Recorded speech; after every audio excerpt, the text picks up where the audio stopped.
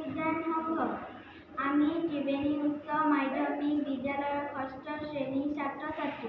ক্ৰমে পৰিণীতা ৰাইডঙীয়া, মধুস্মিতা চাওদান, শিল্পী চেতিয়া, আস্তা ফুকন আৰু লোহিত কৰ্মকাৰে উদ্যান সংঘ নামৰ এটি সংঘ গঠন কৰিছোঁ।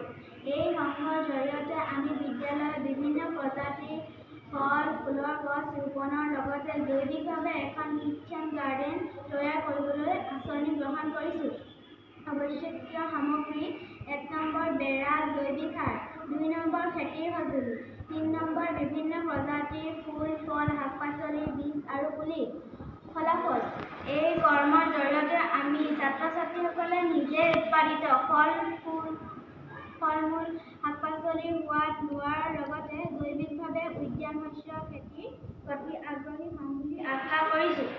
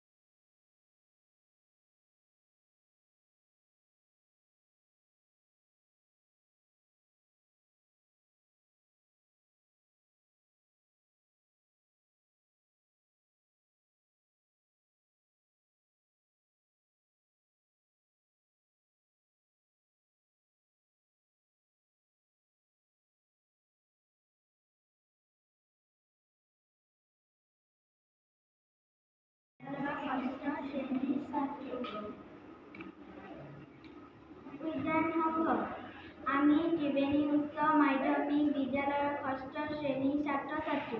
ক্ৰমে পৰিণীতা ৰাইডঙীয়া, মধুস্মিতা চাওদান, শিল্পী চেতিয়া, আস্তা ফুকন আৰু লোহিত কৰ্মকাৰে উদ্যান সংঘ নামৰ এটি সংঘ গঠন কৰিছোঁ।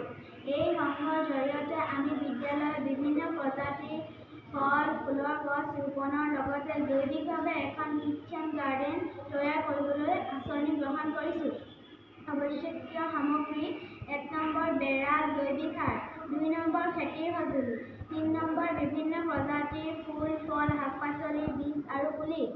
ফলাফল: এই কৰ্মৰ জৰিয়তে আমি ছাত্ৰ-ছাত্ৰীসকলে নিজে উৎপাদিত ফল-মূল, শাক-পাচলিৰ সোৱাদ লোৱাৰ লগতে জৈৱিকভাৱে উদ্যান শস্য খেতিৰ প্ৰতি আগ্ৰহী